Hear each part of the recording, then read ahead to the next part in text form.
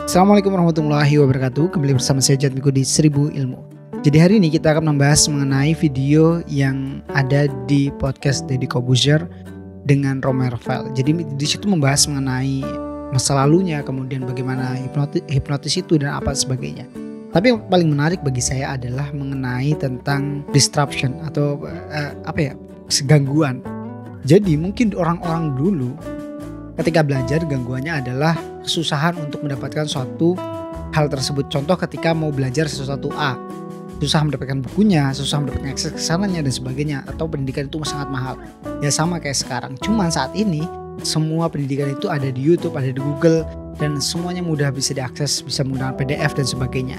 Namun ketika saat ini adanya globalisasi seperti ini, adanya teknologi seperti ini, dengan dimudahkannya ada internet dengan harga murah gitu, membuat kita menjadi lupa akan makna, lupa akan fokus, kita lupa akan dengan tujuan kita karena kita banyak godaan. Ketika kita buka YouTube, kita pasti akan mendapatkan sebuah beranda atau notifikasi yang begitu banyak, mungkin dari videonya Atta Halilintar, video siapa dan sebagainya, Agung Hapsah dan sebagainya. Ketika kita merasa, judulnya menarik dan sebagainya, dengan tujuan kita untuk belajar mencari tutorial ataupun pembahasan yang menarik, bermanfaat yang kita cari memang kita tuju, dan kita akan tertarik dengan menonton video itu. Mungkin nonton dulu satu video di YouTube 5 menit, 10 menit, 20 menit, 1 jam, dan hingga pada akhirnya kita lupa dengan tujuan kita, yaitu mencari sesuatu yang benar-benar kita butuhkan. Artinya ada gangguan di situ, ya ada distraction gitu. Distraction kita tuh akan berubah gitu. Pola kita akan berubah dan sebagainya. Hal-hal seperti ini tuh terjadi di era saat ini, di era dimana saat ini kita work from home, kita belajar dari rumah dan sebagainya. Ketika kita belajar dari rumah, tentu yang menjadi permasalahan adalah kita berhubungan langsung dengan handphone, dan di handphone kita ada game dan sebagainya. Oke, waktu itu saya lagi ada di cafe. Saya ngelihat dua ibu-ibu dan 2 anak. Mereka sedang melakukan pola online. Kemudian yang ngerjakan tugas itu ibunya dan anaknya main game. Karena ya tadi dimudahkannya dengan teknologi, sehingga ketika sudah belajar merasa 15 menit cukup deh untuk belajar, membuat kita lupa sebagainya gitu. Bahkan ada sebuah penelitian mengatakan bahwasanya generasi boomers itu hanya membutuhkan waktu 8 detik, setelahnya akan lupa dengan sesuatu yang kita lihat. Contoh gini, makanya ada video TikTok itu lebih cepat. Kenapa lebih ramai? Karena memberikan pesan begitu sangat cepat. Karena menurut kita generasi boomers ketika mendapatkan sebuah penjelasan yang sangat panjang, sangat detail ataupun itu membuat kita lebih cepat lelah dan tidak fokus, sehingga fokus generasi boomers itu cuma 8 detik. Kalau informasi itu lebih dari 8 detik, kemungkinan sisanya akan dibuang gitu. Dan itu kelemahan dari generasi boomers, karena generasi boomers sudah di eranya ketika dia masih kecil, dia sudah memegang namanya gadget. Dia sudah tahu, ini namanya gadget sih. Gini dapat informasi dan sebagainya. Mereka tidak tahu bagaimana ketika zaman dulu, orang-orang zaman dulu untuk mendapatkan sebuah informasi, bagaimana mengelola informasi dan sebagainya itu sangat susah sekali. Dan pada saat ini semuanya memang dimudahkan dengan seperti itu. Tapi sayangnya ketika hal ini dimudahkan, kita banyak mendapatkan gangguan. Karena gangguannya tadi, ada sebuah notif dari pacar, sebuah notif dari ini TikTok, sebuah notif dari Instagram, sebuah notif dari YouTube, sebuah notif dari PUBG karena ada pembaruan terbaru. Dan apa yang kita mau kerjakan itu susah. Makanya saat ini banyak tips dari teman-teman YouTuber juga, bagaimana ketika memanajemen waktu kita agar kita tidak terdirect oleh sesuatu yang tidak bermanfaat. Makanya Agung Hapsah ketika di video WHF-nya dia menjelaskan bagaimana ketika aplikasi-aplikasi yang menurutnya bisa membuat dia lupa waktu, kayak game, Instagram, itu akan dikunci di sesuatu hal yang sangat susah untuk dicari, dan notifnya pun akan dihilangkan sehingga dia fokus dengan apa yang dia kejar. Saat ini kita memang memiliki sesuatu yang fokus. Contoh saya tuh pengen cepat kaya.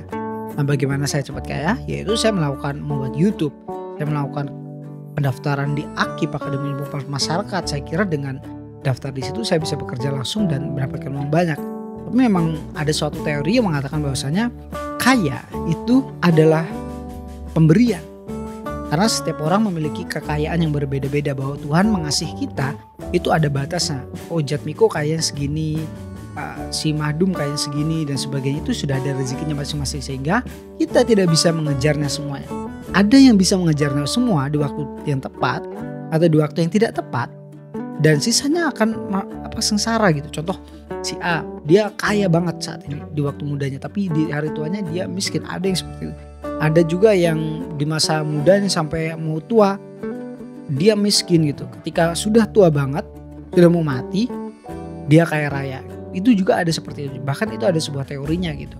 Teori mengenai ya kaya itu sudah takdir gitu. Kaya itu ya tidak bisa dikejar gitu. Karena kekayaan memang sesuatu yang pemberian dari Tuhan. Saat ini kita harus berpikir kembali bahwasanya hidup itu ngapain, tujuan hidup kita ngapain gitu. Kalau memang kita pengen kaya raya, ya udah kalian kejar bagaimana untuk mendapatkan kaya raya gitu. Kalau kita berpikir untuk mencari manfaat, ya udah kita akan belajar dengan ikhlas untuk mendapatkan manfaat tersebut. Karena tujuan pendidikan pun, tujuan apa yang kita pelajari itu saat ini mulai direct untuk menjadi pekerja. Bahwasanya ketika kalian sekolah lu harus kerja gitu. Mungkin beda dengan era-era zaman dulu gitu.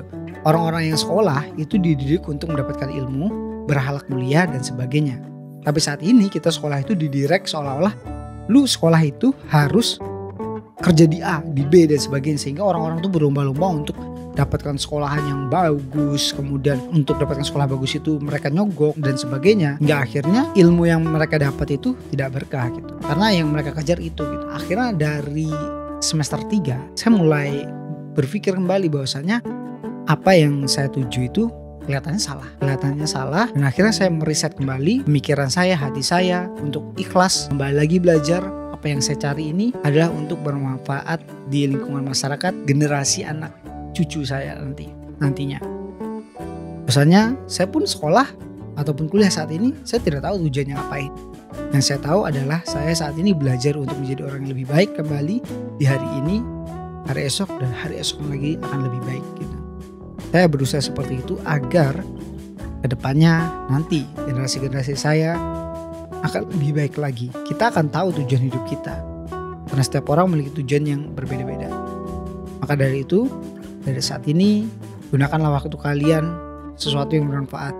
Apabila sesuatu yang tidak bermanfaat, contoh diajak teman gitu, nyangkruk ataupun nongkrong atau bermain game, ya ada waktunya gitu. Jangan sampai kebablasan sampai pagi dan sebagainya, karena sesuatu hal yang mungkin kadang nyangkruk pun ada manfaatnya, tapi kebanyakan gak ada manfaatnya gitu. Tapi ada manfaatnya juga.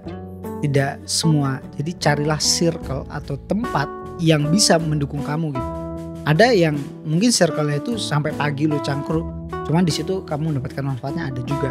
Tapi ada juga dikala di circle itu kamu cangkruk ternyata sampai saat ini kok nggak berubah-ubah, nyangkruk, ngabisin uang dan sebagainya. Nah kamu tinggalkanlah seperti itu. Karena ya pada akhirnya nanti ketika kita tua, kita akan hidup sendiri, kita akan ditinggal anak-anak kita. Kalau kalian tidak percaya, nonton aja videonya Deddy Corbuzier dengan Jeremy Teti yang mengatakan bahwasannya ya nanti orang tua kita, kayak mungkin orang tua Jeremy Teti yang sudah dibahas itu, saya punya 6 anak gitu, cuman rasanya 1 gitu. Sehingga udah nanti ketika kalian tua, apa yang kalian inginkan gitu. Yang saya inginkan adalah di hari tua saya banyak orang-orang yang mengelilingi saya, cucu-cucu saya, agar hidup ini lebih bahagia. Karena yang apa sih gitu, kalau kaya nggak ada orang-orang yang di sekeliling kita pun susah gitu. Punya uang banyak mau kemana gitu, susah gitu. Ya walaupun kita bisa belanja sana kemari dan sebagainya, cuman kalau nggak ada cucu, nggak ada keluarga, nggak ada sahabat, nggak ada teman, susah juga. Makanya banyak orang-orang tua yang mereka itu bahkan memberanikan diri gitu, enak di panti jompo, karena di panti jompo banyak orang dan sebagainya, itu banyak kayak gitu. Karena mereka punya uang, ya udah di panti jompo.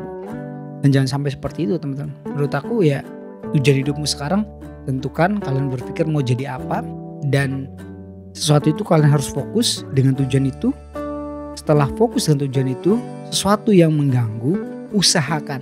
Karena manusia selalu berusaha untuk usahakan agar terhindar dari hal itu. Mungkin saat ini kita harus bermain game maksimalnya 2 jam. Ya kita batasin gitu. Jangan sampai nanti tergoda, oh satu game lagi gitu. Karena saya pernah gitu ngerasain game dari malam sampai pagi gitu. Di waktu bulan puasa gitu, karena gabut. Padahal sesuatu yang gabut itu bisa menjadi sesuatu yang manfaat. Mungkin 1 bulan dari Ramadan itu bisa mencari pahala, atau mungkin 1 Ramadan khatam Al-Quran. 1 Ramadan kita bisa membuat video-video yang bermanfaat. 1 Ramadan kita bisa keliling masjid untuk mencari referensi, satu Ramadan kita bisa memperbaiki diri dan sebagainya gitu. Karena circle atau lingkungan itu mempengaruhi Anda, mempengaruhi kita. Sehingga saya sarankan untuk kalian, kita semua yang ada di sini saling mengingatkan dalam suatu kebaikan dan mencari circle atau lingkungan yang mendukung Anda menggapai cita-cita tersebut. Saya Jatmiko dan inilah 1000 Ilmu. Terima kasih.